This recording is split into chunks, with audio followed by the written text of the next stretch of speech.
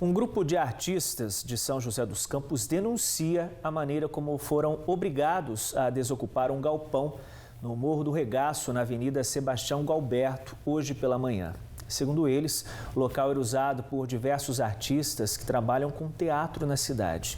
De acordo com a prefeitura, o galpão pertencia à União, mas foi transferido para o município.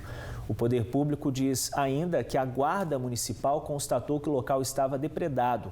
Os guardas também teriam encontrado bebidas e um farto material político no espaço. O local vai ser usado agora pela prefeitura para as obras da Via Jaguari. Os artistas denunciam que o município não apresentou uma ordem judicial para a desocupação. Comerciantes e profissionais liberais fizeram uma manifestação esta manhã em frente à Prefeitura de Pindamonhangaba para pedir a retomada do comércio. O grupo que pediu uma reunião com o prefeito Isael Domingos foi recebido por representantes do Comitê de Enfrentamento ao Covid-19, que agendaram uma reunião com o chefe do Executivo para a próxima quinta-feira. A Prefeitura informou ainda que encaminhou na semana passada ao governo do estado uma solicitação de regras diferenciadas para municípios como Pindamonhangaba ao fim da quarentena, que tem cumprido o isolamento social e registrado um número menor de notificações positivas de coronavírus e baixa ocupação de leito hospitalar. O governo federal iniciou hoje o pagamento da segunda parcela do auxílio emergencial no valor de R$ 600. O benefício foi destinado primeiro para quem recebe o Bolsa Família e tem cadastro no número de identificação social com o final 1. Amanhã será a vez dos beneficiários com NIS terminado em 2. Na quarta-feira, inicia o pagamento para quem se inscreveu pelo aplicativo ou site e já recebeu a primeira parcela. Há quase 2 semanas, o uso de máscaras se tornou obrigatório em todo o estado de São Paulo. A regra vale para espaços públicos, inclusive nos ônibus e transporte por aplicativo. A recomendação é pelo uso de máscaras caseiras e cabe às prefeituras a fiscalização. Mas nas ruas ainda é possível ver muita gente ignorando a medida preventiva contra o coronavírus. Nos ônibus do transporte público, o lembrete de que elas são obrigatórias para o embarque está ali. Mas no terminal urbano de São José dos Campos, muita gente ainda circula sem o item.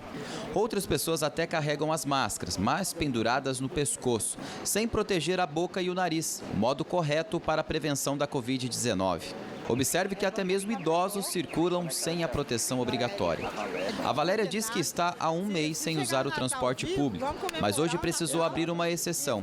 Ela, que faz parte do grupo de risco da Covid-19, diz que não abre mão do uso da máscara. Quando eu saio, eu faço questão de pôr até para dar o exemplo. Não arrisca a tua vida, porque é o bem maior que a gente tem e as pessoas não estão acreditando, gente. Nessa segunda-feira, o movimento no calçadão da Rua 7 de Setembro estava bem acima do normal para uma quarentena. A maioria dos pedestres usava máscara, mas encontramos também famílias inteiras ignorando o uso do protetor facial. Na porta das lojas, o aviso: entrada permitida apenas com o uso do item de segurança. Quem não dispensa a máscara é a pequena Maria Antônia, de 5 anos. A mãe da menina conta que a filha é a primeira a lembrar da máscara antes de sair de casa. Lembra. A fala, mãe, você está esquecendo da máscara?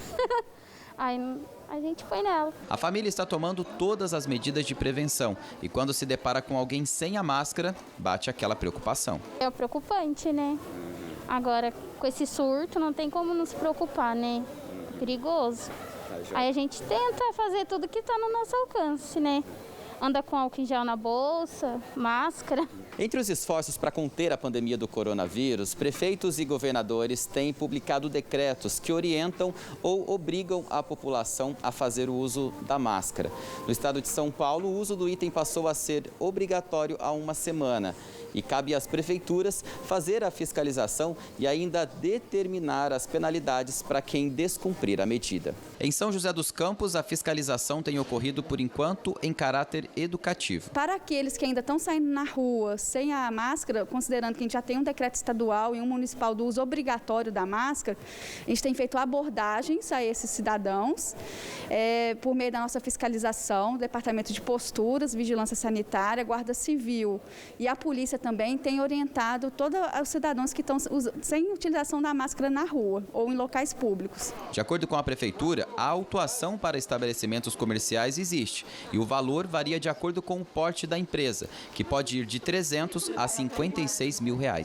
O número de multas aplicadas até o momento não foi informado pelo município e a população também pode denunciar irregularidades pelo telefone 156. Caso o cidadão verifique que algum estabelecimento não esteja cumprindo, né, as exigências do decreto municipal e estadual, a gente tem recebido denúncias pelo 156 e aí a fiscalização comparece nesses estabelecimentos que possuem CNPJ e fazem toda a parte de orientação e, se necessário, aí sim fazem alguma avaliação para penalidade.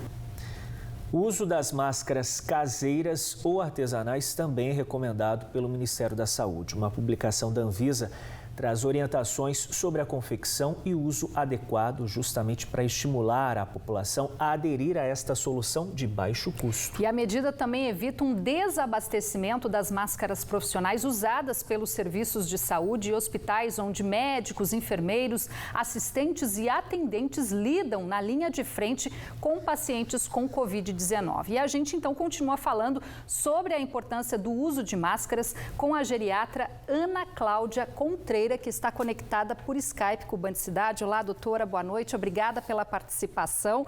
Eu começo reforçando, perguntando sobre a importância. Por que é importante as pessoas usarem máscaras? A gente sabe que é difícil as prefeituras aí controlar as pessoas circulando sem máscara na rua, mas ela é uma medida importante nesse momento, né?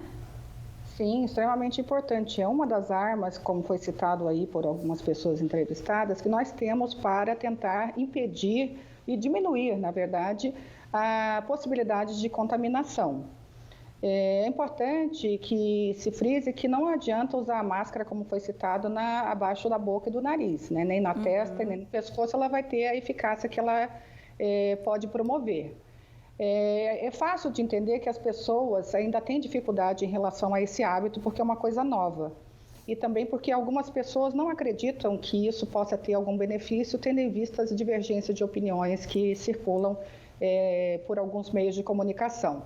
Mas ela, de fato, é importante, particularmente para o idoso, que, na verdade, não deveria estar circulando, mas entendo necessidade de circular, ele não deve deixar de usar a máscara. Com isso, ele está impedindo, né, a disseminação, se porventura ele seja um portador do vírus. E se ele interagir com outras pessoas, mesmo estando com a máscara, ele deve evitar a proximidade, porque uma das questões em relação à máscara é a pessoa achar que ela está absolutamente protegida por aqueles que usam, né, que aderiram a essa forma de prevenção. Mas é importante também que a pessoa entenda que mesmo com a máscara, ela deve manter o distanciamento mínimo de 1 metro a 1,5 metro, né?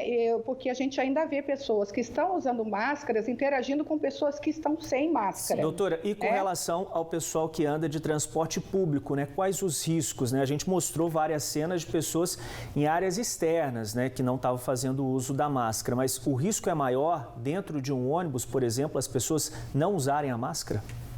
Sim, porque circula menos ar, né? A proximidade é maior, né? Se as pessoas não estiverem respeitando aquela determinação de que não se utiliza o serviço de transporte público em pé, né? Com isso aumenta a aglomeração e aumenta a possibilidade de se entrar em contato com o vírus. E os idosos, né, por terem menor capacidade de enfrentamento, né, a qualquer tipo de agente externo, por isso existe campanha de vacinação contra a gripe, por isso alguns grupos são caminhados para receber vacina para pneumonia, né, e numa situação dessa de um vírus novo, né, elas terão maior dificuldade, né, o sistema imunológico delas não vai agir com a rapidez necessária para que elas evitem complicações. Com isso, a chance delas irem para um hospital e irem já com manifestações mais graves é maior, particularmente se expuserem sem proteção. Doutora Ana Cláudia, eu gostaria muito de agradecer as suas explicações. Muito boa noite. Muito boa noite. Boa noite, doutora. O tempo não muda nesta terça-feira em toda a região, friozinho pela manhã e de noite, calor durante o dia. Vamos aos detalhes da previsão com Amanda Souza, da Somar.